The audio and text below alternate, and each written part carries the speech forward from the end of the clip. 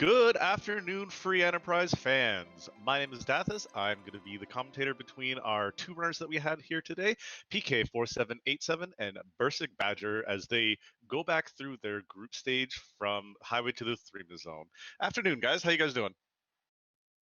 Good, thanks.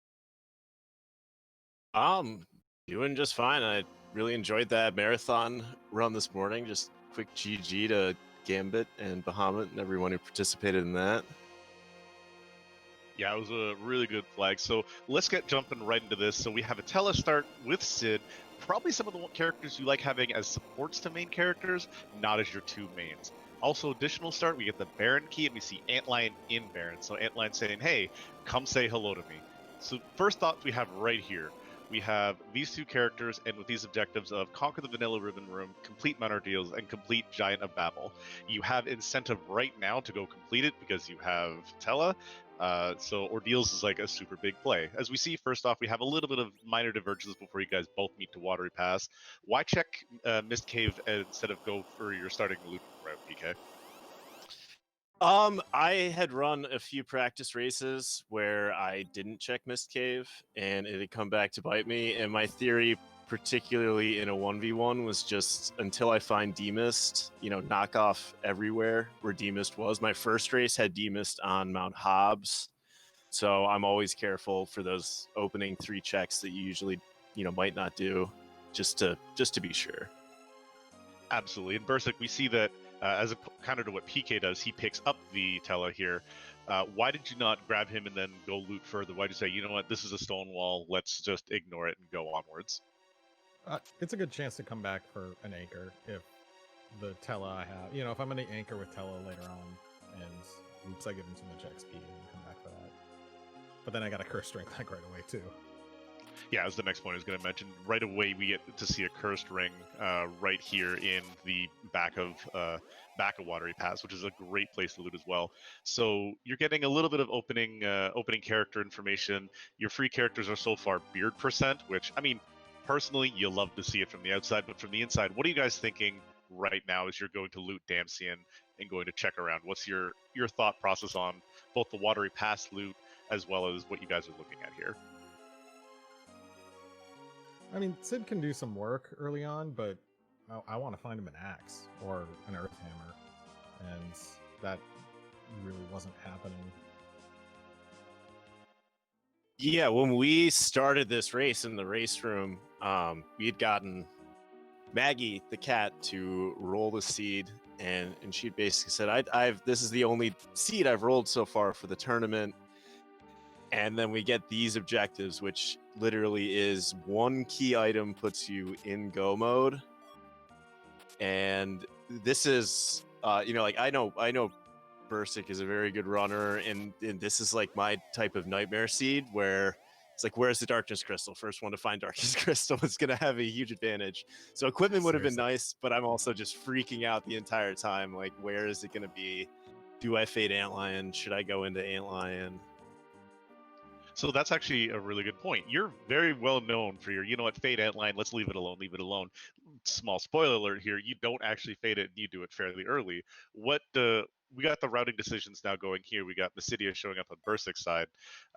What led to the routing decisions for character checks, I assume, to get something more powerful than what you've currently got, but what made you not fade Antlion versus fading it as you normally would? Well, first off, Tella makes diving in there really easy, and Tella and Sid kind of decreases the value in potentially fading Antlion because I can just sprint right to the boss, and there's, a very high probability of success there.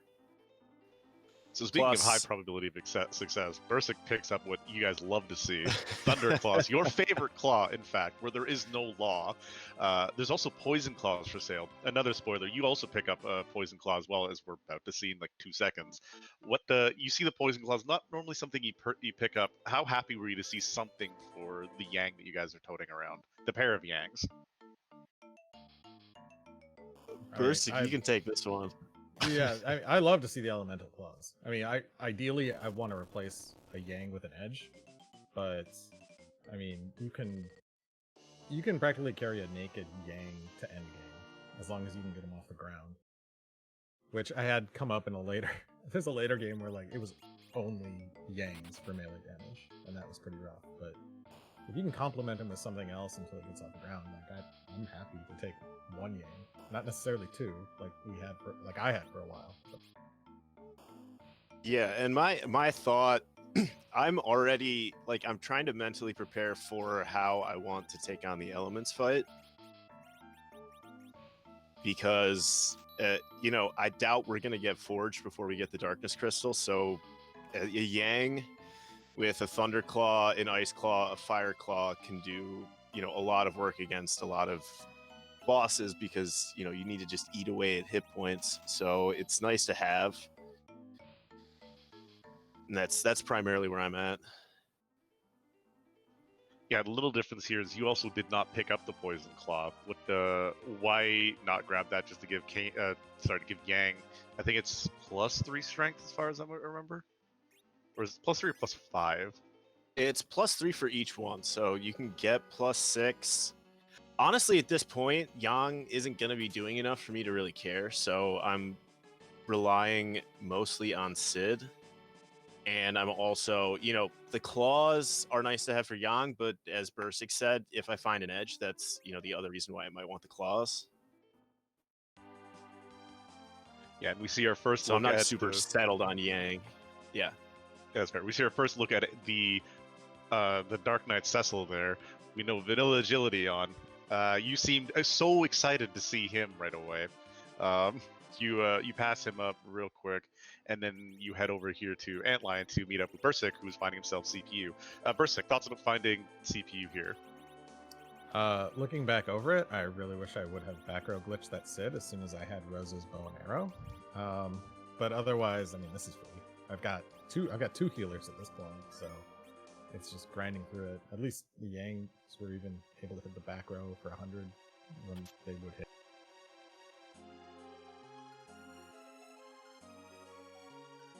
Yeah, and as we're going through with the T Wildish on, loot is actually not looking so hot. So how are you feeling about like going through Antline, which is usually a fairly high tier loot area, and you've got really nothing to show for it so far? What's the thought going on as you're hitting this fight with no real physical power? I mean, it feels slow. It feels real slow, and especially when you're looking at like this has got to be a jet suit.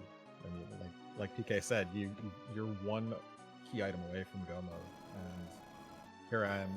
This fight might be taking a full minute to get through.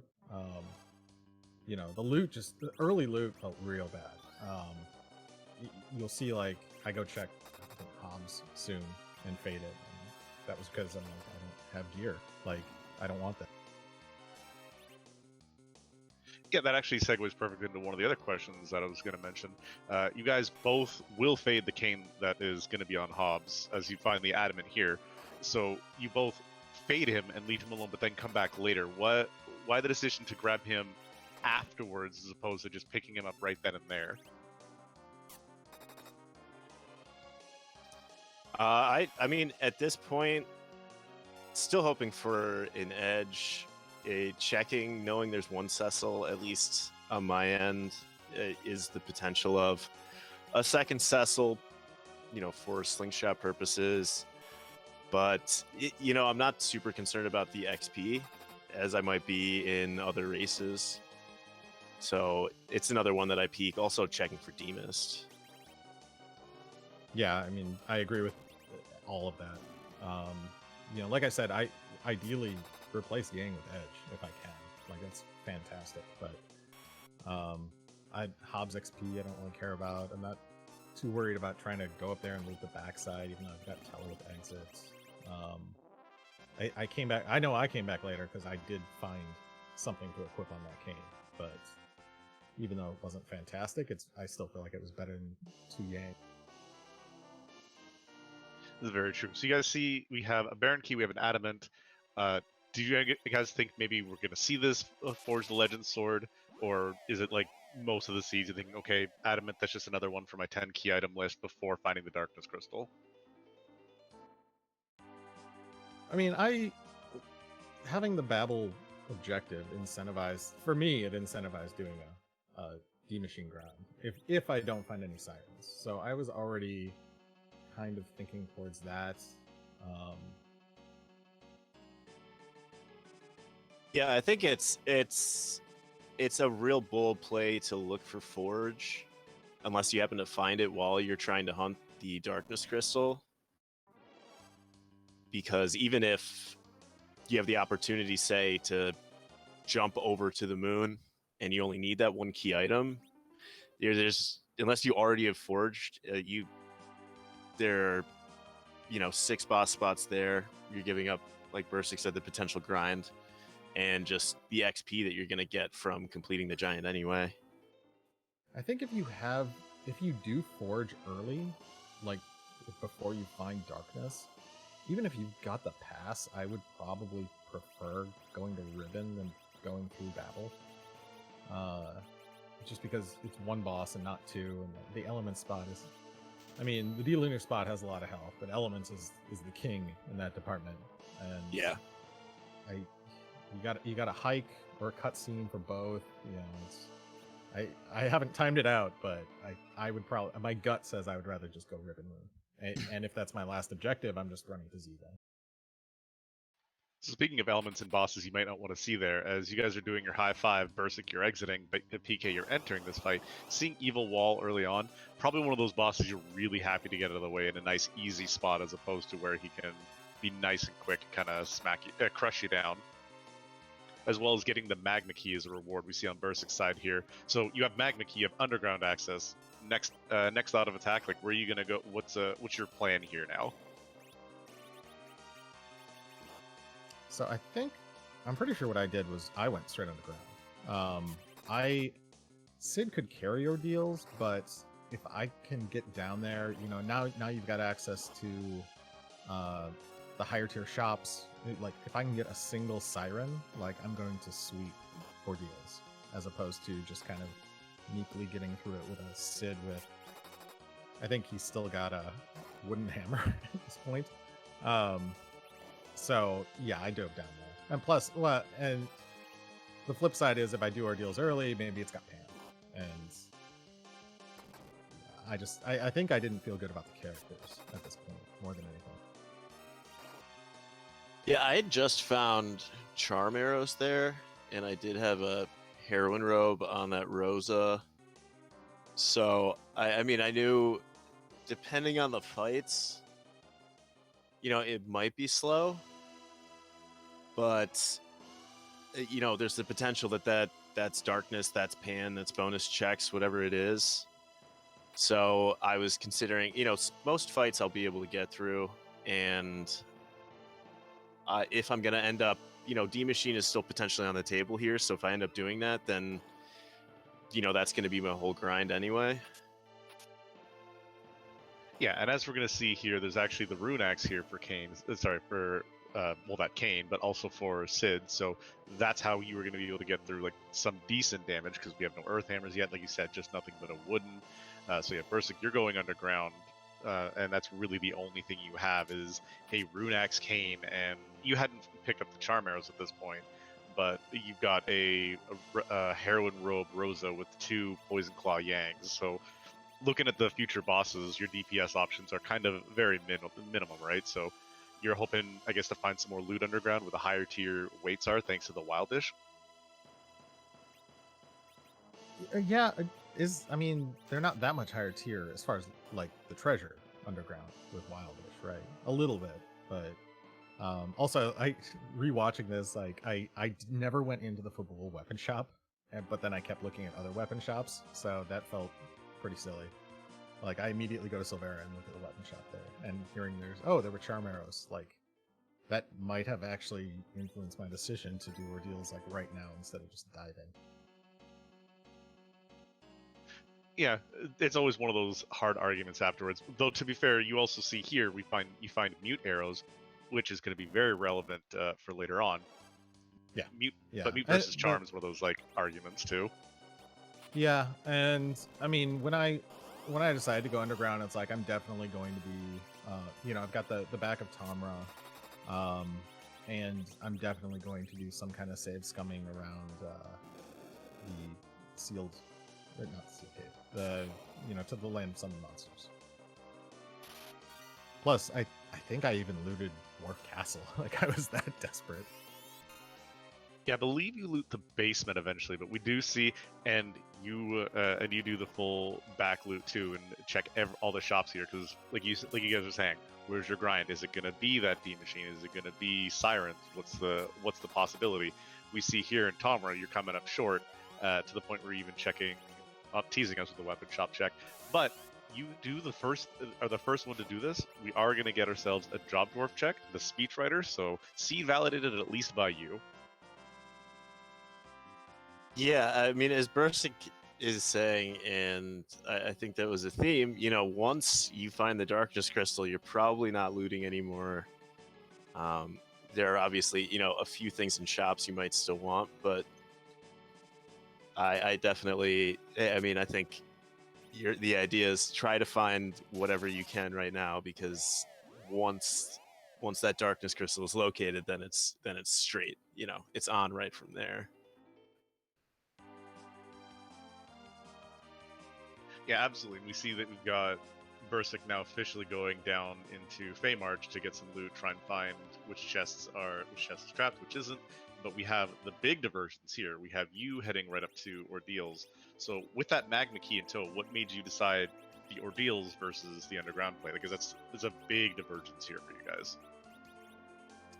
I mean, the cane mixed with the headband, the runex, or the bandana, the runex, and just those slight slight bonus XP from Mount Hobbs was kind of everything I was going for by taking that cane. Was, you know, I'm gonna try to get everything done before I go underground. So that runex at least gave me at least what I thought, you know, would be enough to get through, combined with, you know, the bonus XP from Hobbs. Yeah, I think something I didn't consider is that as long as you're overworld, you're still putting your best character in the middle instead of trying to anchor with a slow character, and that's gonna help out the runex and its really low accuracy. Very true. Yeah. So as we see here, you ditch your first Cecil. You know that Giant of Babel is almost guaranteed to be clear, so it's another guaranteed character check you're going to be doing. Why not maybe take that Cecil, drop him later for somebody else, or just keep him on as your main anchor with the curse ring you have access to? What fueled that decision there before we get into our lovely Asura fight where that Runax is getting put to clear work? I mean, this is going to be the answer, I think, to a lot of those questions, but I don't know when I'm going to be in go mode, because one key item is go mode. I could be in go mode right here, and then, you know, then I have this Cecil, and I gotta count on, you know, ditching that Cecil for someone else when I could just have Sid or Tella already be my anchor. And unless the ribbon room ended up having a crystal sword, once I have go mode, I'm pretty much probably done looting. You know, I'm just, there's not enough time to run around and you know, take a bunch of key item checks that could turn into something of value. Fair enough. And we see on Bursik, you got through the Feymarch. The only thing you get of value there is a glass helm, which is not great, but not the worst. The Dwarf Axe here, probably one of the bigger prizes for if you do grab that cane, which you will eventually be grabbing. So that was a nice little pickup. Seeing those Feymarch bosses, the either Baron guards or the Kaipo guards mixed with Mom Bomb. How happy were you to see not a Feymarch you were probably not going to touch? You know, I think I hesitated there because I was trying to think, oh shoot, I don't have any coffins, I don't have any hourglasses, so otherwise I probably would have done the Leviathan fight, or the Leviathan spot with those guards right away, but yeah, I don't want to touch Mom Bomb at Azura unless I really feel like I need to. Yeah, that is a very speedy place. And speaking of speedy, we have PK going up against D-Lunars in the back attack spot. So you see this, you see these lovely fire counters because you're killing off the first one, and Board AI hard at work taking out that Rosa right there. He says it doesn't exist, but he's lying to all of us. What you seeing this fight with just your two people alive? How are you thinking this is going so far? I would be lying if I said I wasn't concerned, but the D-Lunars have a fairly straightforward script. So, if Kane was the one who got punched or Tella was the one who got punched, and Rosa might still get a swing. Rosa could cure 2 instead of Tella cure 2ing. So, I mean, there's a possibility I lose that, but even more than that would have really needed to go wrong with the damage you can do against the D-Lunars and the options that you have, because, you can use curative spells to hurt them as well. Yeah, and as you're getting a look down here into the changing over of any Cecils you would have found in the future, Bursik, you're finding Bacchus wines here, and as well as that light sword for the Cecil. Seeing that those Bacchus wines, knowing you have a whole bunch of berserkers, was that taking a little bit of an ease off your mind, I guess? Yeah, I was happy to see them. I had just spent all my money on, I think, a cat claw that I took forever to equip out of Feymarch, but finally seeing a shop, because I think like Tamara just had Ether 2s. Ethers and Dive, I think, yeah. Yeah, and then like Feymarch had like illusions and nothing else noteworthy, I believe. And so it's finally like, okay, I've got all 3 of these shops, and like coming down here starts to feel like a mistake, because I haven't found the Darkness Crystal. I haven't found much in the way of loot other than what I spent money on. I think buying that Dwarf Axe was probably the turning point for, okay, I'm gonna go grab that cane. But yeah, I did not feel good about the underground play after seeing absolutely nothing effective. Praying Sheila 1 would give me something. That's about it. Yeah, but the nice thing is there's still a fair amount of loot in that aspect. Like, you had a lot of looting, which kind of informed your decisions of, okay, Overworld is more of a play, but it was more, instead of a can I do, it's like, is Overworld really more beneficial, as opposed to, like, that knowledge was still pretty big. But we're gonna see Sheila, the Sheila drop right here, and finding that also that Blizzard Spear for that cane, plus the Earth Hammer for Sid up in the Dwarf Tower. Were you pretty happy about finding that stuff, because you finally have something that's going to get your berserkers and your physical fighters online, as well as some very finely folded steel for spoilers certain appearing in this seed. Yeah, I mean, well, we didn't do Earth Crystal. He could have been up there, but or Dwarf Castle, I guess. But yeah, the Blizzard felt really good. I think I was going to pick up Kane anyway, because I'm like, okay, I can like Rune Axe Kane. Like, that's something. It's still in the long run going to be better than the Sid. But then he also had an Earth Hammer. Like, still overall, I want to find a defense sword or a White Spear or a Dragoon Spear, not just sticking with Blizzard the entire seat. And I just want to point out, I think right here would have made a very interesting divergence. I don't typically loot Baron to start, so I was, as Bursik is doing right now, I was still trying to fill out my party, and right before I decided to go underground, I go, you know what? Let's see who's in the Baron Inn. Yeah, that's something you guys both didn't do. You both went immediately away from Baron, which is kind of really interesting, considering Baron has, I think, 8 or 9 chests that you can loot, and does, you guys but they're all hidden except for those 3. So I don't like trying to open things that I can't see when it's sparse, just because I'm never sure if I've pushed the button enough times on it. Absolutely. Fair enough. Yeah, fair enough. It's all pots and grass and bookshelves in here. Yeah, and this is where I'm like, all right, well, it's just Eddie, but I'm already here, so like any form of Mylon isn't going to be a big deal. So let's at least see. Yeah, the nice thing is the firebomb takes very quick work of it. The one boop afterwards, you get no oh my body skip, but I mean, we can't all have everything we need. We see Bursik, he's getting his pathway through fighting the Dark Elf to get his cane. Nice and quick too. But the real surprise here, blue robe. Spoilers, it is Water Hag.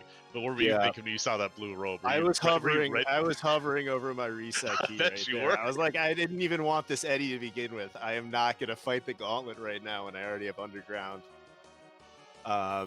So it was, that's one of those where you almost reset just immediately, and then you're like, well, okay, it's either free or, delectable tea or absolutely no.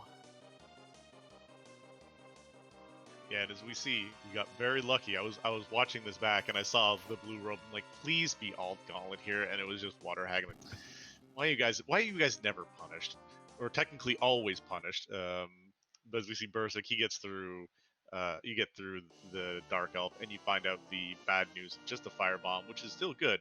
But PK gets the best news. Hey, remember that one key item you're looking for? It is right in front of your face, behind two semi-free What are fights. dwarf axes, How Bursic? Wait, sorry. So one was in Feymarch? one was in Oh, Feymarch, okay. and he Shop. found one at the top of Dwarf Castle. So my thought when I get darkness is it's a mix of, all right, we had underground early, so maybe, this check is putting me slightly ahead because, we had warp, we had Atella. There are plenty of really good choices that you could have made outside of Baron Inn, considering usual routing. I would have considered going underground if it wasn't for the party comp that I had. And then also I'm like, maybe he's already up there doing a D machine right now. I have no idea. So that's actually going to pose a very, very interesting question. We see you go and just cash in that darkness crystal immediately, which is very much a good choice. So you're going to go up to the moon and you're going to go check the character who's on the Luna Deus. It's going to be another duplicate character that you do pick up, but Bursic doesn't pick up till late. Doesn't even pick up at all. We're gonna see the purchase on the shop here on the moon is going to be the sirens. When you see those sirens versus the fact that you have the ability to do a full-on D machine grind, why sirens versus the D machine when you're already sitting at these low levels, low HP totals, and you have the ability to make the best advantage of these percent HP damage attacks? Well, my thing, and I mentioned this early, you're also going to see me go in and I knew the poison claws were in there. So I'm like, I only have one more character I can grab, and I don't need Sid. So I might as well, the best I'm going to do is ditch Sid. My thing with the elements fight is with the Yang, with Thunderclaw, Fireclaw. I might have had an Ice Claw from somewhere. Kane has a Rune Axe. I have a Tella. I think I might find hourglasses or coffins as well. My play in this was I'll take this moon character. If I don't find sirens, then I'm gonna D machine. If I do find sirens, then I can mini slingshot and get enough levels, and then I'm half gambling on who the elements boss is. Because I was considering, I don't want to set up this whole manip, because my only problem with the manip with required elements is you don't get to check who the boss is. Yeah, it's very true. So Bursic, we see on your side, you're coming up ordeals. You see that. Let's go in order. So we've got the Cecil. What do you do when you see him? Like, with all the looting options you've seen so far, the only nice thing you've seen is a purchasable light sword. Your thoughts on that Cecil the second you see him? Sorry, just no. I mean, I know I'm so there's the lightsabers for sale. I don't want to spend that money. I've already spent a lot of money. I'm almost certainly not doing Forge, because I mean darkness is it, and I'm not going to bank on finding a crystal sword. Like, I've already got two perfectly good anchor candidates, especially since I already have Cursed Ring. So I'm either keeping Tella or Sid until endgame. I still haven't seen who the Baron Inn character is yet, and I guess the Lunar Subterrane character. But those would be my only potential replacements. Okay, and then we see the first boss you find. You've got Asura there with that Rune Axe. Perfect one hit, followed by a nice, clean, quick D-Lunars. The thoughts on the fight progressions you're going through, and then eventually this Leviathan. What were your thoughts on these bosses? Were you regretting not doing them a little earlier, or were you just like, you know what, I'm happier I came here with a little bit more power in the tank? Yeah, I definitely regret.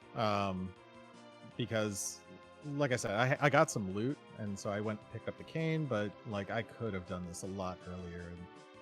And as far as there wasn't any progression underground, just, you know, a few nice to haves here and there. And no clear grind.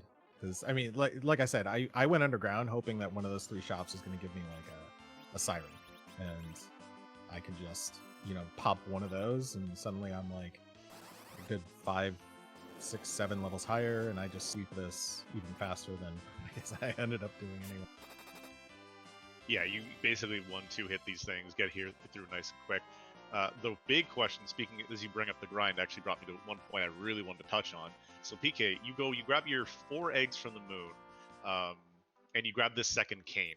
Why, knowing the current poor equipment choices, did you pick a character that really depended on equipment, and grab him up? And additionally, why did you only do the 2 eggs and then come back and do a 3rd egg after checking going down into the Fame Arch? You know, I think I was... This is one of those times in a race like this where you're knocking out things that are like kind of on my checklist, because I knew I was gonna run up and check elements before considering a D machine. So I was like, I want some levels, but then I also want to see what kind of gear I'm gonna end up with. Because right now this is like, we have no food, we have no jobs, like our pets' heads are falling off. Like I have a Rune Axe and I have 2 Poison Claws. Is like the entirety of the equipment that I have. But I do have the ability to hit some weaknesses, so I'm hoping maybe I find something in here, maybe there's something in the shops. Because if you saw, I could only afford 4 sirens at that point. Yeah, the question was not just the 4 sirens, but why did you like split your grind as well? And additionally, we're going to see it come up here when you go to the item shop. You bought things, and then you paused right after you bought these ethers. Like you sold your stuff, bought a couple, and then you sat at the menu. Do you remember what you were thinking about at that point? Or what were you kind of thinking going through your head? Well, I was like, well, do I want to dump more stuff to get more ethers? Is the where am I at? Because with a party like this too, I'm still considering a D machine. I wanted some of those levels because Rosa with Cure 3, if you're not going to get a slingshot on anybody, just makes the D machine a lot more simplistic. But I'm like, do I ditch more stuff? Am I going to loot more places? Am I ready to go to the moon? This is sort of that moment where I'm like, I should probably check the rest of this stuff. But the ethers were kind of big on my list of things I wanted to at least have in hip pocket. Yeah, absolutely. And as we see, you guys have both done the most important part of your free enterprise seeds. Everybody, validate your seeds. Go check that Drop Dwarf. We don't have him here just for nothing. We got to find out what's all in his wheelhouse. He is a man of many talents. But the additional thing is, you go out there, and yeah, we saw you pause in the save screen as Y2 Sky saying in chat Dishmu saying in chat is like, oh, did I save outside Trade March? Shoot. Thankfully you did, so you're just going to run back down and grab some of the continued medium loot, where Bursik actually goes and double backs to something that you did, and checks for that D mist, because he hasn't done Baron in yet, so he's like, okay, where's this? He's also in that Where's the Darkness Crystal. I assume that's the kind of what you're going on here. What are you thinking before hitting up Baron in? Yeah, I just looking at this, I'm like, wow, I took 33 minutes to even go into the town of Baron. What was I doing? Hey man, never question your routing decisions during a race. They made perfect sense to you at the time. Yeah. But yeah, I'm like worried, I want to check this. I mean, usually that Baron, going back to Baron is about the time I would check Mist. Because I want to check all of those unless I've already seen Mist somewhere. I've already been through like the kind of dense boss areas too. Like I've already been through ordeals, so now I'm like, okay, where are they heading out? Where is this D-Mist? And that's just kind of my general routing, because I always check Waterfall like right when I'm up at Damsian, and then usually Mist if I'm back around that area. If I'm desperately looting Mist, or like for checking like weapon armor shops there, if I'm in the neighborhood basically. And so Mist Village and Baron are in the neighborhood as far as I'm concerned. Very true. And you unfortunately had the hardest boss of all of this entire game. NPCs blocking you. Man, they just would not give you a break right there. Yeah, that little girl. That was the real boss of the Baron Inn. Everything else here was easy. Yeah, absolutely. And PK, this is something I also was really curious about. Knowing that you're still kind of looking for experience before you find these Bacchus wines, why did you not like peak the Fey March bosses? Like maybe this is a good infusion of experience. Maybe I don't need to do eggs. We've already done Water Hag, and I don't have hourglasses, so there's nothing down there that's free enough more than doing eggs. Very true. And this is where we come back to what I was saying before. You kind of split your grind. You did your 2, and then you come back, do another 1, and then you go and wander around. So Bursik, you get through your Mylon Z fight, and you see this water hag right behind it. What is the exact thought going through your head as the arc comes up on the screen? Is that kind of mimicked in the brain? I should have done this 30 minutes ago. Like I wish I'd come in here. If I have like a starting edge or very early edge, I'll do Baron Inn a lot sooner. But you know, the way the characters were, like double early Yang and no real gear, like I was putting this off a lot longer than it turned out I should have. Yeah, that's a hard gamble with the Cid with nothing on him, but it would have paid off had either of us, decided. I'm the same. If I get an early edge, you would have seen me probably first check, at least getting to the second boss. Absolutely. So Bursik, you now have your Darkness Crystal in tow. You're basically in the same-ish spot as PK is. What's your thought here when you're like, okay, I've got my Darkness Crystal, I've got the ability to grind. So what is your thought right this exact second? I'm going to Giant. I think I might have gone and done a little shopping. I think there were a couple things I picked up. Like I might not have bought ethers yet, which I think I ended up going to, like they were in Agard or something. But I'm ready to do the Giant. Like I just need a little bit of setup for the D machine grind. Yeah, and PK, we know that you weren't doing the manip, so you were going to go check to see, like you said, no real free bosses left. You were just going to go take a peek at the first boss. Were you going to then go back and do a manip for the D machine? Or were you Well, if you see, I take a save right outside of going into the whale, and then I take, I believe, another save right up here. When I say no free bosses, I mean I think I have a pretty good shot against a lot of bosses, just none that are worth the 30,000 XP I would get in the Fey March. Because like I have a glass helm now, I have decent levels. Rosa has Cure 3. I have 4 illusions. I have Thunder Claw, Fire Claw, Ice Claw, Rune Axe. So I am in the mode of let's see what this is. I'm gonna reset out the minute I check elements anyway, because that's just like a gut reaction.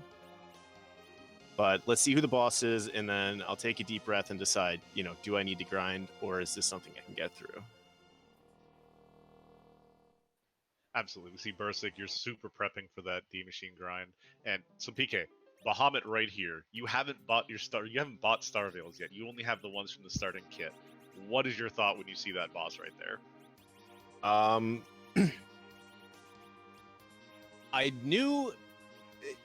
There are a couple thoughts going through my mind. First off, okay, I don't need to grind, which is convenient. Second is, I don't really know how many Star Veils I have, but I know that as long as I don't screw it up like gloriously, I have Atella who can cast Wall. So right now I'm just thinking, what is the fastest way to get through this?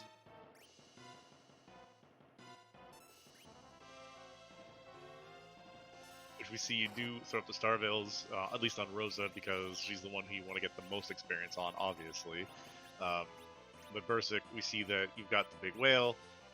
You're gonna go up. You're gonna go and start doing your manip here, which is one that's still very recent, as of Threemus Zone, the no encounter manip outside Baron. Are you very familiar with doing this, or is this something that you practice at, or is it still something you're kind of getting the hang of? I've probably only done it 2 or 3 times in practice, and so it's nerve-wracking. I hate doing this, but I never went to the moon. I don't think I ever went into the Namingway shop on the moon or Hummingway. So I never found sirens. So this was it. Like I was very focused on doing this, but it's nerve-wracking because if you mess it up, you're all the way outside Baron, like standing outside Baron again, and now you have to find another seed. And like you can like it takes me I think like 2 minutes to find a seed, because I will, if I hit like 50 steps, I reset because the chart is pretty sparse at that point. And I think I reset at least 2 times, maybe 3, just to get it.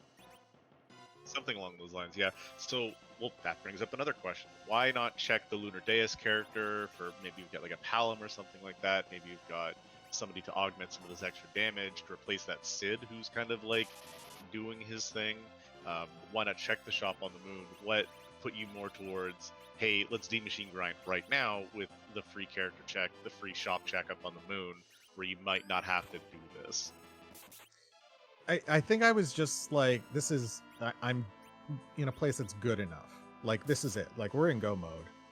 Like, you know, by the time I found Darkness Crystal, I assumed he had found it at that point, and I'm scared out of my mind. So, do I want to spend like 2 minutes of cutscene going up there? You know, there could have been an edge, but what if it was just, you know, somebody useless?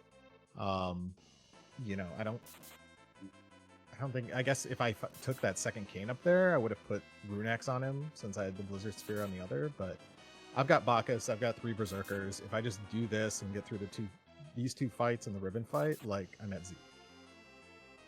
You do get your chicken walking in a little bit earlier than I do in this race. Just the walking in the circle is always, I mean, this is the other reason why, you know, I wanted to go up and check elements. Was I'd only practiced this Baron Manip once or twice. I mean, it's pretty straightforward chart, but yeah, you do end up, you know, you do this and you just kind of hope that the numbers match up, because the differentiation in time can be big. I've been one of the ones who's like, oh, this is my count, right? And I've been one step off because I counted just a little bit early. So yeah, you guys aren't the only ones who look and go, like, your resets, I'll take those over being a step off 100% of the time. But here, PK, we see a little bit of a, not quite scary thing, but we see Rosa and Tella going down. You do have the walls on Yang and Kane still, and that Kane he's saying, hey, Bahamut, I'm gonna knock you down 900 to 1200 HP at a time. Were you just kind of looking at him like, yep, this is what was your thought as you're going through this Bahamut fight with Kane being like, I'm the little DPS that good? Well, you see me going the first time, and I wasn't really sure how I wanted to set up the fight. I kind of needed to get sort of a quick feel for it. And you'll also notice on the first turns for both Rosa and Kane, I Starville both of them. And for some reason, Kane Starville hadn't run out by the Mega Nuke, but Rosa's had. So the difference between those two had to have been, you know, minuscule at that point, you know, as far as ATB takes. So I'm very fortunate that Kane lived that.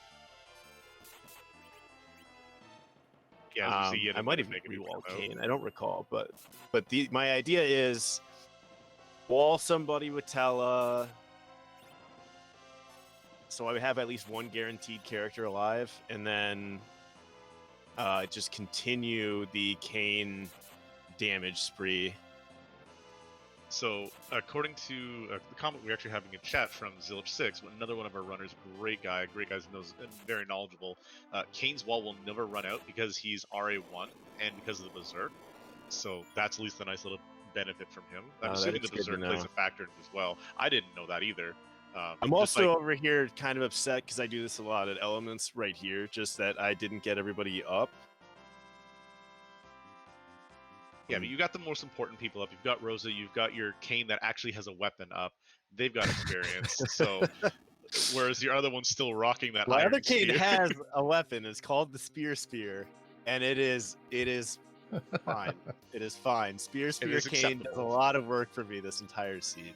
Absolutely. So Bursik, we have PK. He's finished the early part of his grind before we take a look at who's at CPU. I'm not going to spoil that one just yet because that's a fun conversation we're going to have. Bursik, so you're getting into your grind. You're set in. You've got your location. Do you know how many D machines you want to do? Do you know how many levels you want to get? Or is this basically like, I'm going to grind until I think I'm okay? I want to say I had like 16-ish in my mind, but that was way too many. Like I did not have. I'm not going for nuke here. You know, I've got the 3 highest HP berserkers and Rosa, and I just I just needed Rosa cure 4 basically. Instead, I probably ground enough that Hallam might have ended up with nuke. So, and plus one thing I definitely did not consider is that I'm about to do the elements and the CPU spots, and even with less than 10 key items, that's 250,000 experience. So, yeah, I think once I got out of the giant, I'm like, wow, I spent at least a couple extra minutes in that D machine grind that I did not need. So, question from G0 in chat. By 16, did you mean 8 with life glitches or 16 with life glitches? No, 8 with life glitches. Okay, just nice to clear up. So back on the other side, as we see further into the giant, we've got a lovely Valorous sitting here at CPU. You have exactly a DPS and a half here, or sorry, a full DPS equivalent with a Yang with next to nothing sitting in the back row, and your Kane with his little rune axe that could. You've got the blinks up, so you're perfectly fine. What are your thoughts in this fight now, PK? Like you've got through Bahamut. You're like, hey, look, here's rudeness. What do you do? What do you do here? So I considered trying or resetting and putting Yang in the front row, but then this is also me saying maybe Spear Kane jumping will increase my damage output. And I decide eventually not to risk it. And the same with going back and Zerking Kane, or Zerking Yan, so they're both swinging. My general idea was, I'm already this far into the fight, let's just try to keep it as safe as possible, because, you know, board AI weaks Rosa, punches Rosa before Rosa can get a blink off, and I can't trust, you know, Spear Kane to do much more. This is very true. So I'm trying to count damage right now, and I'm like, well, I gotta hit Val about 52 times in order to get through this fight. So I assume you got yourself a nice little snack. Maybe made some tea while you were waiting, because you have nothing but time on your hands right here. So you were counting the time. Seeing that blink fall off of Kane and not getting to Rose's turn, were you getting a little nervous at that point? Because this is like, hey, my main damage is here, and he's kind of out and exposed, or were you like, nah, everything's fine?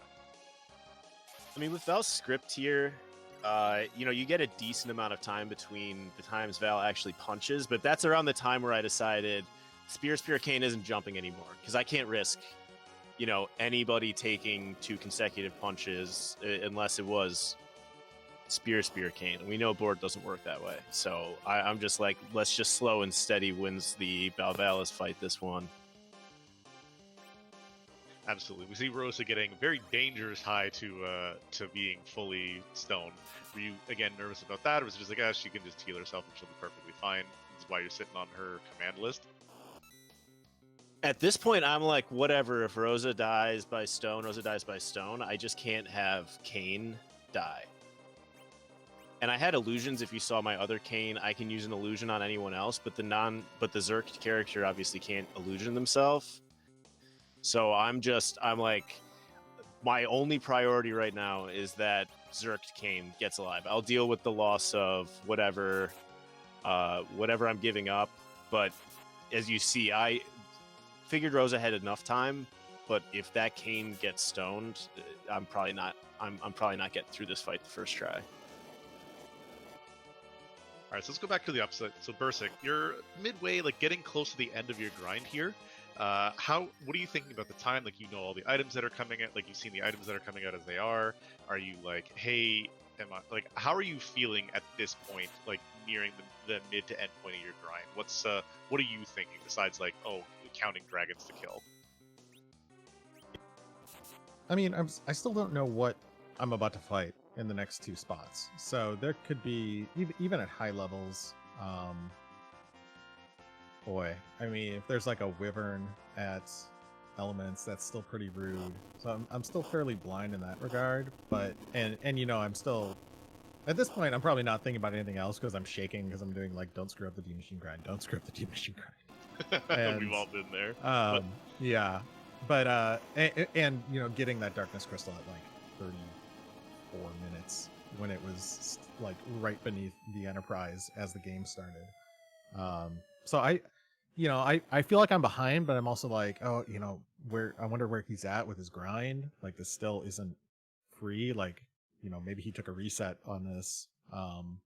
Because with this party, I feel like a lot could go wrong in some of those fights.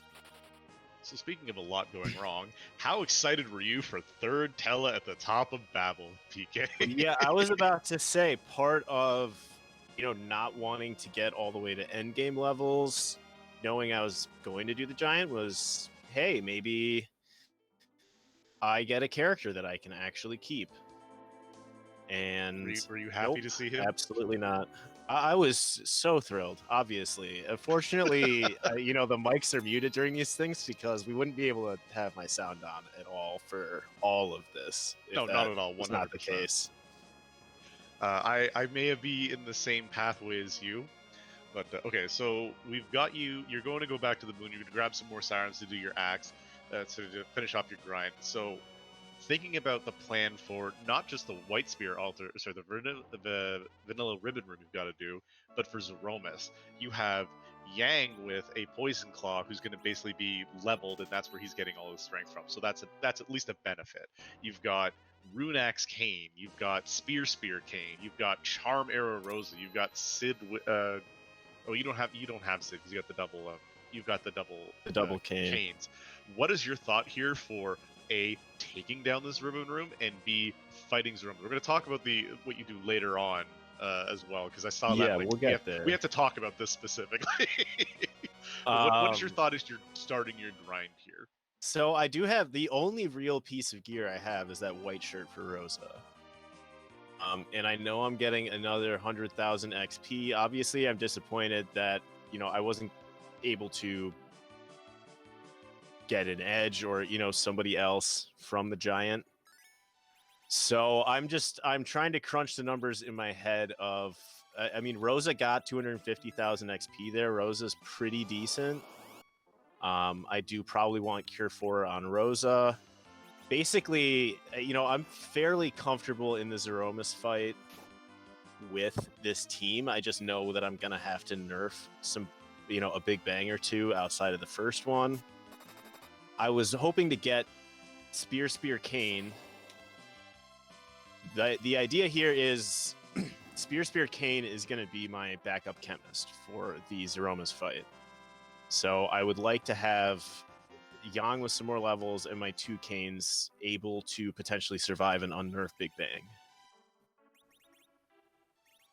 Absolutely. So Bursik, we have you finishing up your grind. You got people in the late 40s. I think I saw early 50s on a couple of people. We'll double check right here. No, all late 40s. You're finished your grind. You're putting all the lovely stuff back on Rosa so that she can survive all these big bangs. You're looking at a 4k HP Yang, 2.5k on everybody else. How are you feeling about this? Because it's the same basic question. You've got a little bit better of an option, whereas your Sid at least has like an earth hammer as opposed to a wooden hammer. How are you feeling though in the grind versus the later on fights? Well, to finish the grind, I felt good. Like, okay, I'm past it. Like, I have the levels now. I have 3 bosses in Zeromus, and that's it. Like, I'm finished with this seed. You could still find something scary in all 3 of those spots. The last one ended up particularly trolly, but it's a straight line from here on out. Like, there's nothing I'm probably gonna wipe too hard at, especially having Cursed Ring Tella as my anchor. And I'd already the biggest question might be like if I ran into a D-Lunars, but we already saw that because this team would not be good against if I had D-Lunars at elements like that. Well, I've got jump and power, so actually maybe that was probably would have been okay. The real question here, though, is as you're going through Sid's inventory, you're looking. What was the thoughts kind of going through your head as you're going through inventory? It's like, don't have anything for this lot. Don't have anything for this lot. Oh, that's a leather shirt. That's still not anything for this. Like as you're looking at your items, and you know in the back of your head, you're like, yes, this is Spar 60, but it's this T Wildish, and the nicest thing you found was A, that white shirt, and B, like a Blizzard Sphere Earth Hammer, how are you feeling? Kind of like, what is this? Why did they give me this? Where's my actual items? Where's this T Wildish supposed to come in? Yeah, really. Like, at least I'd found some other stuff to sell, so I had one cat claw. But, you know, like, fine. He's got, you know, I've got 2 characters that are around 4,000 HP. Just let them swing or punch with whatever they've got. At least they've got marginal weapons. But then finding Bahamut here and like, oh man, this was free. Like, this was a free 100,000 experience right here. Shoot. Free, if not from what we saw from PK, was at least long, though, if you did it the other way around, which was the really big thing. But PK, we see you finish your grind. You're headed back up to the moon. Looks like you might be doing a quick stop over at Cave Value. So what was this little, like, hesitation here? Were you thinking maybe I'll loot value Cave for some items? I have nothing. I have nothing, and at least there aren't any trap chests in Cave Bahamut. So any spear, anything. That's why Bursik the Dwarf Axe. We found that tiara as well, but if I had a Dwarf Axe, then I could at least potentially, for my Z fight, utilize both canes as attackers. But Spear Cane is, I'm not zerking that guy. He's he's just kind of like on the team for the ride. He's not anchoring. I wish we could change his he name doesn't have in the game. So now I'm like, you know, this is going well. I feel pretty good about not grinding. I've got 2 characters that when zerked up can put out enough damage. Like, ain't no power in the verse that is going to stop me from getting through this ribbon room fight right here. 1 take. This is it. GG. That's where I'm at right now. I mean, and that's a really good mentality to have, considering the lack of damage that you have there. So it's like, hey, I've got next to nothing, but we're gonna make do with nothing, and we're all out of options here. So that's good. But yeah, Bursik, we see you're getting through with Berserk strats. As I'm saying, literally getting through. Bahamut's crumbling. PK, yeah, you're heading down that lovely long walk while Bursik's finishing this up, and knowing that the Val's coming up. When you first see the Valvalas, how are you thinking about that fight next? Like, knowing, yes, you still have a cane, so it's semi-free, but at CPU, you can know it can be kind of annoying. I mean, I'm at my levels, like, I'm sure I'm going to be able to hit him. So I don't need to knock him out of Tornado. I can just zerk up and, like, I should zerk up, blink up, and, you know, wait for things to end. You know, I don't even have a caster where I'm even gonna think about trying to knock him out so that I can maybe get a spell into him. But because I don't remember, I assume he still has Magic Evade at CPU.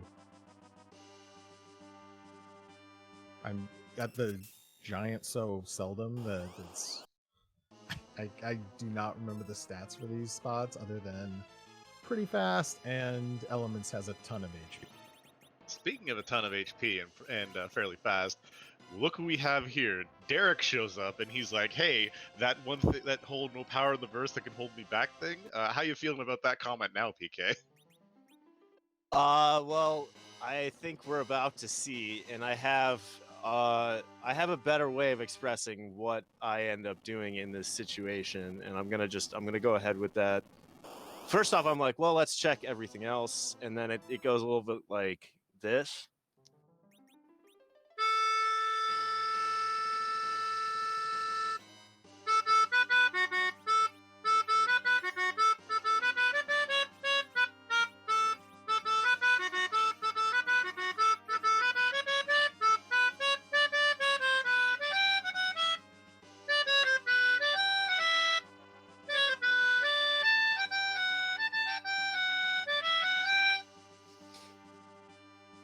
Yeah, that's pretty much what I thought of when I saw you doing this. So as we see here, you're heading out and you're like, I need to find something. Hey, what do you find as another weapon? A second rune axe. So how excited are you to find that is the only weapon for Kane? My brain is just continuously breaking because I'm going, okay, so I got another rune axe. Another rune axe is great. That's more value for Kane. Wait a minute. I can only have 2 of them in the front row if I want to anchor, so the rune axe isn't really super great. Let me see if I can find a quick grind fight because I don't have any coffins. And then yeah, I mean, like, my whole mind Hey, is look, here's just a fight. Yep. I'm like, maybe I can get through this. Hey, look, And then, that's a like, reset button right there. Yep. Let me go grab. I'll go grab the rune axe, and then I'll check another chest. It's. I mean, this is what happens when I'm like I was saying, I was so confident at that point, and it's like that moment when you get the big reveal in the movie, and you're like, oh no, I wasn't prepared for this one. I don't know what I'm doing anymore. Absolutely. So yeah, you've got, like you said, the Canes, who you eventually do put in the front row, which is fabulous, and you got the back row Yang going on there. That's the spice we have going on. We love in Free Enterprise. Bursik, you see these Tellas looking at each other like, "Hey, what's up? What are you thinking of as they're seeing him? Was this kind of like another one? Yeah, this is about right, kind of a seed, or?" Yeah. I half expected there to be an edge right after I finished my grind. But I think as Vivalis was dying and I like the thing was exploding, I'm like, you know what? The only character I take here is another Tella because I just got this Tella like 250,000 experience I didn't want him to have. And then it was Tella. I'm like, great. Hey, fresh Tella. Fresh Tella for the moon. It's fantastic. Like, That's I didn't very fair. mind it. That's very fair. Make sure that his agility is as low as possible. So you go back underground for a hot second. Also, PK, we see you reset another once or twice out of here. How happy are you about running into this D-Mist over and over again? So you saw I reset, I grabbed the rune axe, I come back, I get set up to do it with the 2 canes. I think I accidentally cast Zerk on Tella that fight, but then when I reset again, I hadn't picked up the rune axe. So then I get set up like I have the rune axe, but then I realize I don't have the rune axe. So then I move the Yang into position. And yeah, now I'm like, whatever. This is gonna take 8 minutes to somewhere between 8 and 45 minutes to get through. But I guess I really don't have a choice. I have to do this fight. It is very true. Bursik, we see you doing, I guess, running around looking for last-minute supplies, making sure you got everything for your Z fight and for the ribbon room, because you went underground for a hot minute. Is that the last little like check to dot your T's and cross your I's? Yeah, I think there's 2 specific things. I didn't have money for the Bacchus in Dwarf Castle initially, and then Cure 3s. Because I'm like, well, you know, if things start going south, like, that Sid is not going to do a whole heck of a lot of damage. Yeah, and we see you pick up the 20 Cure 3s, so you definitely have Chemist on the mind right there, then. Yeah, I mean, hopefully, Rosa, I don't remember how much HP she has right now. She's probably pretty safe after a D-Machine grind plus 250,000. I didn't expect, like, I wasn't planning on. But if something does go wrong, like, I think I can easily recover with as much HP as the rest of the party. Absolutely. Yeah, and if you saw, Spear Cane swung for about 200 damage and change, and then this is me. So this is me swinging with Spear Cane to gauge how much damage I'm going to take from the Cold Mist, because you will see me utilize the I am incredibly impatient strategy. This is something I was going to comment on. Yeah, you it looked like you were just so done, because there's going to be some berserks coming out real quick. You ate a lot of Cold Mist counters. When I was reviewing this for the VOD, you see even the Bacchus wine's being drank right now. You are very much over this fight, it looks like. Yeah, so my damage output is I knew that cane was gonna live through. I'm like, okay, I'm gonna improvise some Silver Shaft strategies with this cane, because you know, Mist is just moving so fast that I'm not getting out enough damage to just naturally use physical damage against this. So yeah, you're looking for the extra turns for the Berserk, and you eventually end up Berserking, I believe, at least Kane and the one Kane in your Yang. So you're eating a lot of like D-Mist counters. So you figured you were thinking the time for eating those counters was making it less was less than what you'd be taking if you were just to inputting attacks manually? Well, you'll see. My theory is, and I mean, there are plenty of strategies in this situation for zerking up a character, unzerking a character. Then I realized I didn't really have a good way of unzerking Kane after I'd already zerked Kane. So here I am casting Stone on Kane. And then I thought to myself, well, I really hope I can unstone Kane at some point. And if I do, will Kane still be berserked? Unfortunately, no, because I believe, as far as I remember, any thing that swoons, stones, or anything like that removes your berserk status. The only one that does not is stop, if I'm corrected. Someone in chat, because I see we have both Jeebus and some of the other ones who are a lot more skilled than I am can answer that. But Bursik, you're down in the lunar subterrane. You're about to find the ribbon room. Tell me your thoughts as we see this mist gather on you. I'm like, okay, God, man, I'm probably 10 minutes away from finishing this. I'm like, well, here's another 5. You didn't run around, you didn't reset, and then run around. Longest fight in the game. Like, come on. Is there anything that would take more time here? Because I can't think of it. Maybe Golbez? Well, it's party dependent, but with an entirely physical party and only potentially white on Rosa, there is at least no fight I can think of that would be worse than this. Oh, yeah. Pepita in chat saying maybe Golbez... CPU, possibly. I'd still just jerk up CPU against CPU. Pretty bad. Actually, maybe not. Yeah, I was CPU saying, would be slow, but you could not nearly if you blinked the attacker, you could maybe just deal with Berserk. So now I'm double zerking, and I thought that this would be enough to get through. I also thought maybe Tella would be able to stop somebody, but Tella gets knocked down. And so here we are. Ready for the cold mist counters? Count them out in chat. How many cold mists does 2 Zerkers take to get through? Yeah, this is probably, I think, one of the longest fights, aside from maybe the faster attacker node doing the mazers every once in a while. It's very close. I'd actually want to see the numbers on this, which would be the worst one. An E-Ninja... With 2 blinkers, it's probably... No, go on.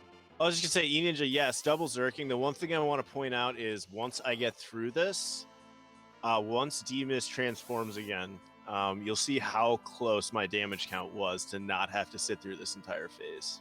Which was very entertaining to watch. I laughed then, I'm going to laugh again now. No, not because of you, but because of how funny this situation is. But how many cold mist counters you take.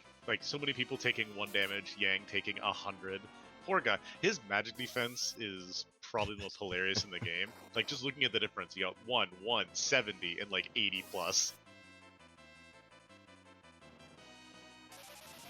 Yeah. That's, I mean, part of the whole Zerker strat is figuring out, taking 1 swing just to figure out, if you can just live through all of the damage. It's also trying to time it up so that you don't have to sit through this phase. And that's the specific reason I went double Zerker, is trying to get Tella up, trying to have Tella cast. Tella doesn't have any more MP. I don't want to blink Tella and risk Tella dying while he's trying to cast. So here we go. Now get ready to fight. So I like how we have synchronized get ready to fight. 1, 2, 3. And you're dead. Yeah, and he's gone. So there's 3 swings off. And part of that was how slow it took me to unstone Kane. But hey, you have your crystal now. Round. Yes, my ego has been deflated tremendously at this point. And hey, let's see what items you get as weapons. Oh, more key items. Hey, look, Moon's technically not haunted. There's all the key items we didn't find on Earth. Yeah, never so before we're gonna have go I play been Rate That pranked Treasury or- real quick, right? Yeah. I mean, this is the only situation where I'm like, I would love a spear right now. I would take a drain spear right now. So here's a but question: that's- though. If the pass had been one of those 2 key items, would you have gone down and looted that treasury? That's a real question. I was about to ask that too. This is a question to both of you, by the way. At this point, Oh, I it's wouldn't. still but- about the same potential speed to exit out, but I don't. That's impossible to say because at this point my mind is just racing. Yeah, guys, you guys need to relax. There's too many key items coming at once. Xenocat can't keep up. What are you guys doing? Come on.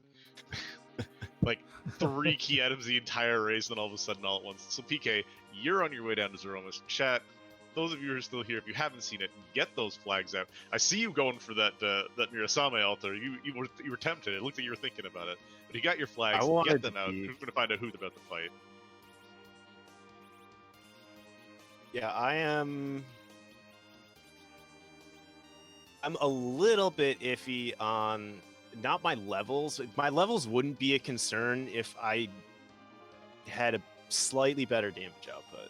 So that was the one reason I was considering maybe getting a little more XP. But now I feel so behind after, chicken dancing for 90 to 400 seconds, just like trying to figure something out, that I'm just like, all right, we'll just go. And if I wipe, I probably lose. If I don't wipe, I at least have a chance.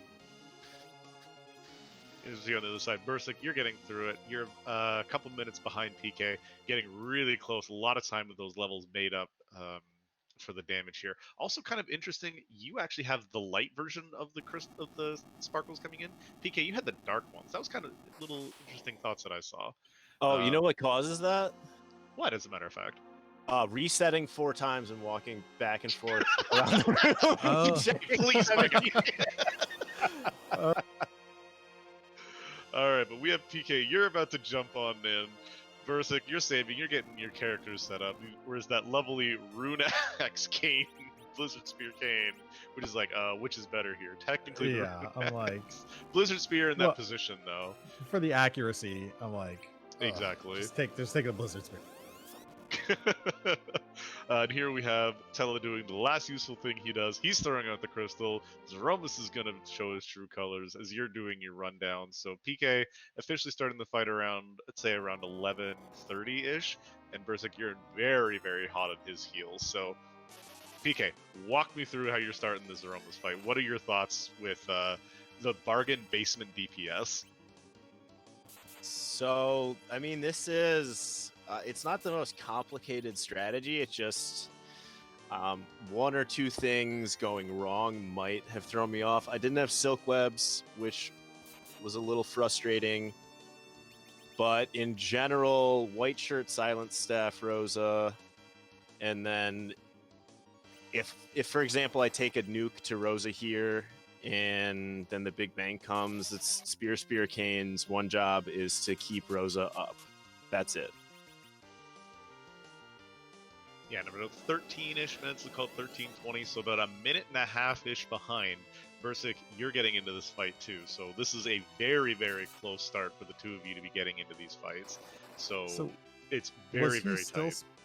Sorry, is he still Spear, or did you have No, that Kane Rune Axe literally only has the base equipment. I never went back for the Rune Axe because Kane's not back road, and there's no reason to grab that Rune Axe because now I just need one job. Yeah, I thought you kept that other Rune Axe on him, so I was actually going to ask you a whole thing, like why did you keep him down? What's going on? Why not get that 2400 HP worth of DPS up? And then you said basic spear, so I'm like, no, let's just ignore that, so it doesn't matter now. You don't want to waste your time with like 200 damage when you could have actual DPS coming out, right? Yeah. Well, I'm not risking zerking that Kane because I'm planning on nerfing the second Big Bang. So if it did fall where Rosa got nuked and then went straight into the Big Bang, there's no point in having that bonus damage from Kane because, like I said, Kane has one job, and that is keep Rosa safe or Which die. If Kane gets nuked here, I'm totally that's golden for me. So he's a nuke target, which still keeps Rosa safe. So it Yeah. keeps her safe from the Big Bang, which it looks like, I believe, sorry, from the nuke counter, which I think he eats, because I think it's nuke into Big Bang and he just goes down, which is like, you're like, well, just have a nice nap, Kane. You pretended to do something. Yeah, and from here on out, I am counting on Rosa and one of the other characters at least to live through unnerf Big Bangs, because I can't risk going for a nerf and having Rosa die, because if I tip into Meteo, then I need a Cure 4 to go off. Yeah, the benefits of the white shirt plus the silent staff, she has more than enough magic defense to survive at fully tipped Big Bang, which is good. So you could have like Yang and Rosa, unless you roll like 2100, which is not unheard of, just extremely uncommon. Whereas we see here on Bursik's side, a little bit more conventional. We got 2 DPS going. We got Sid doing his only thing he usually does during these fights, rocking out Chemist roll, and Rosa actually getting out some reflected whites here too. So your DPS is a little bit faster on this, but it's still very much back and forth as we see, the reflected whites, the Bacchus wines coming out. How are you feeling in this fight though with Bursik? Like seeing the not dot done yet happen? Yeah, I'm like, I've got a chance, but of course everything felt. It felt like I did everything too slow, so it being this close was pretty incredible. But I mean, the whole weapon selection, it's like, wow, plus the, spending too long on the grind. I've been looking at like PK's HP versus mine. My Kane has like 800 more HP. Rosa has 600 more. That's what an extra 250,000 or 350,000 I wasn't calculating for got. And the thing is, though, if you're really watching, I was watching this when I was doing the review of this, you see that your Yangs are outputting a significant amount of damage back and forth. Like, PK's rocking like between 17 to just under 2k. I think your lowest is the 2k, and he's hitting upward. Yours is hitting upwards of about 3k here. So you're making up a lot of that time. Like, yeah, you killed a couple extra D machines, but you've got that damage, which is why this race came down to such a wire. How are you so PK again? Let's go to your side now. How are you feeling with your lower-ish DPS, but still very solid amounts coming out, especially with this nuke hitting Yang? So Yang's really to get through an unnerf Big Bang, and I think this is the second black hole. I was very fortunate there. Not that I think Rosa would have died from it, but that Rosa didn't take that nuke. And now I'm sort of on a damage count. Like, this was about as far as I thought I needed to get. But I gotta say, like, Bursik, every white cast that you get off is like 4 rounds of my Zergers hitting. Yeah, that quad 9, nigh on quad 9 damage versus the couple of hundred damage from your Canes and your Yangs. Like I said, that's why I was looking back and forth. I'm like, how? Like, that's why this was so close, because, like you said, you got Sid doing his chemist duty, keeping himself up with those walls, and you've got Rosa able to actually throw out the DPS. But we see PK, you've got the rocks falling, and Bursik is getting very, very close behind it. You also got very lucky that Kane just did not eat it. But this is like, what are you feeling with rocks? You're like, okay, I'm solid now, or did you maybe think about casting a cheeky white with Rosa? But we see the flash right now, and this is where PK, you got your win out here. Yeah, so it happened to occur just before the Big Bang, which was really nice. But that was the reason why I was afraid of nerfing the Big Bang. Was nuke on Rosa, or nerf Big Bang on Rosa, and Rosa dies, and then all of a sudden I'm in a damage race with 2 people who might need to eat 2 or 3 Meteos without any healing. So once the rocks fell, when everyone was still at full health, I was like, all right, good, I'm through this. But I was very concerned that I was going to eat that Big Bang, because Gigamus had already shook there. So I was really close to having to, get a Cure 4 off on one more Big Bang in order to be free. And speaking of that really close, we're going to see right on the other side, we've got Gigamus shaking and falling on Bursik's side. Wow. More GG's out. My Look at Gigamus how wasn't even off the screen. 40, yeah, he was still on the screen. 40 seconds difference. And to answer the questions in chat, this is Giga Gaia from Chrono Trigger, where Scala Kitty, who did the sprite, gets her namesake name from. So big shout outs to all the work that she does with all these sprites and all the music. Sadly, we didn't get music this time. Sorry, from Comlamity, who does a lot of the music work for that. But again, look how close these times are. You got less than a minute between the two of you. Fairly similar strategies, but also just this is what can happen when you have the most jank teams you can possibly have in terms of DPS. T Wildish does not guarantee you anything nice as we see, but this is what you can do. It's like you don't need all the top tier stuff. You guys did a fantastically run race though. Well, thank you. And yeah, it's not T good or T great. It's T wild. T wild-ish. You're expecting like some of the higher tier stuff. Like the really funny thing would have been after dismissing those Cecils, you guys find a crystal sword somewhere, but that never happened. That broke my heart a little bit. But you've got what you had for your characters. You put up, like, you did very well with everything, considering Jet Seed, and I didn't roll this, I promise. So Jet Seed, you've got low tier gear, and you complete this in a very respectable time, especially after dealing with that fairly rude. I think the rudest place you could have Demist. And look, even PK, not even 100 treasures opened. Yeah, 45 treasures. Yeah, that was just. I was thinking, Bursik, had you gone underground, for example, before you did Baron Inn and done something like Dwarf and actually picked up a Black Mage, I was thinking, if you had demachined after finding a Black Mage somewhere, nuke on that Demus fight would have, absolutely saved either one of us several minutes of time. Oh yeah, I mean, I would have absolutely traded out that Sid for almost anything at that point. I mean, I did love my Spear Cane, but I mean, I wouldn't have minded anybody who could have done anything in that situation either.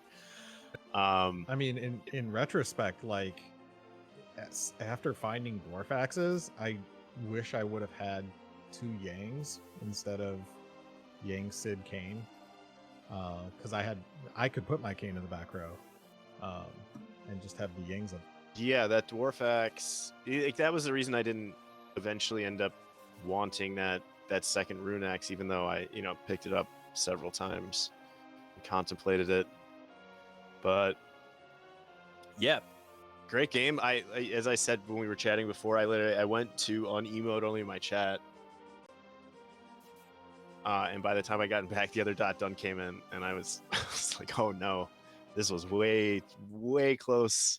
Yeah. So yeah, GG Bursik. Yeah, great game. Good game. Yeah, so everyone in chat, show these runners a little bit of love. Give them a follow because they did a fantastic job. Thank you guys very much for doing this runner review. This is the first one we've been able to have a chance of since the start of the Threemus Zone, because we've had nothing but races all day, every day, basically. So it's been great that we have a day off because we have the Hook and the Magma routes that just did their first rounds. That all got done this week. Very timely yesterday, so with the free time, we got you guys here just to give us some great insights and great views. I think a lot of information was put out there. Heck, I learned some fun new things about the walls in Relative Agility 1. You guys did a great job demonstrating that you don't need the Wildish flag to actually be working for you to be able to get through a seed as rude as this. And the really great thing is we have matches starting all of next week once we have Sunday to.